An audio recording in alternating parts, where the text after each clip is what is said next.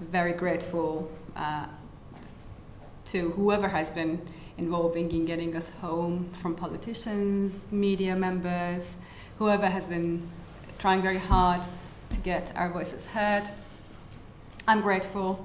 I also want to begin with thanking, I will not be able to thank everybody, but I want to kind of categorize my family in the UK, who have been really, really supportive, my family in Iran, who wanted to be speaking up, but the situation in Iran is very difficult. You will be under so much pressure that you will not be able to speaking up for your own rights. So they were very much both scared to talk about it, but at the same time, willing to do that. But thankfully, we had my amazing, wonderful husband to do the job while we were kind of worryingly and impatiently waiting in Iran to see what's going to happen next.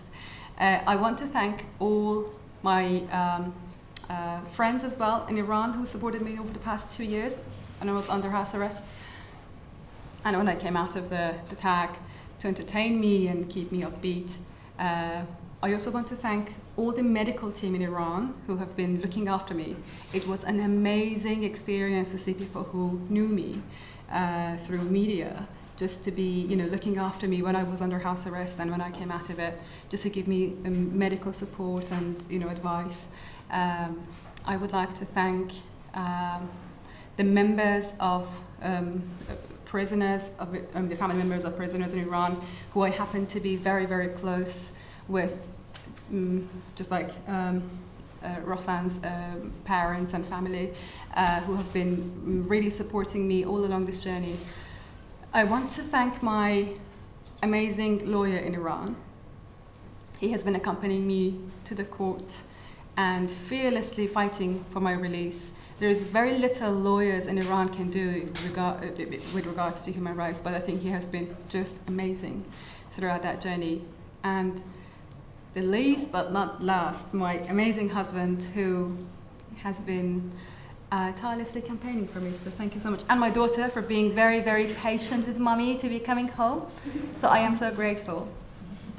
I also want to mention one thing, and that is, I believe that the meaning of freedom is never going to be complete until such time that all of us who are unjustly detained in Iran are reunited with our families. To begin with Murad, but also the other dual nationals, members of the like religious groups or prisoners of conscience who are, we do realize that if I have been in prison for 6 years, there are so many other people, we don't know their names, who have been, suffering in prison in Iran. So I think the justice in Iran does not have any meaning, because in worst case scenario, you are, being given the unfair trial. If you're lucky, then you'll be picked up by a kind of semi-fair judge, but in most cases, you're not being lucky. The journey back home was tough. I grant what Richard said, to thank the Foreign Secretary. I do not really agree with him on that level. I'm going to tell you that because I have seen 5 foreign secretaries changed over the course of 6 years.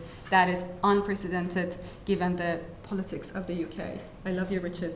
Respect whatever you believe. But I was told many, many times that, we're going to get you home. That never happened. So there was a time that I felt like, do you know what? I'm like, no, I'm not even going to trust you, because I've been told many, many times that I'm going to be taken home. But that never happened. How many foreign secretaries does it take for someone to come home?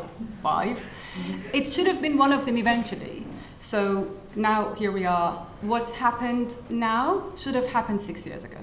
I think we all know I'm assuming this is going to be public knowledge, how I came home. It's fair to assume. I'm not going to mention, I don't know the details. But what took me home now on the very same day, 17th of March 2022, that is the very same day that I left London, 17th of March 2016, to go on a 2-week holiday, and I never returned on the flight that I was coming back home with. But I think it should have happened exactly 6 years ago. I shouldn't have been in prison for 6 years. And yeah, I think we have gone through a lot. It has been a tough journey. The coming back was also very tough. So you do realize that, coming back to a daughter who is nearly 8, I left her when she was not even 2. There is a whole lot to catch up with Richard and Gabriella and getting to know them better. So I would appreciate, the privacy. And and thank you very, very much. I think I should really thank the media members, because that is how the world happened to know my story. So I am grateful for that. Thank you.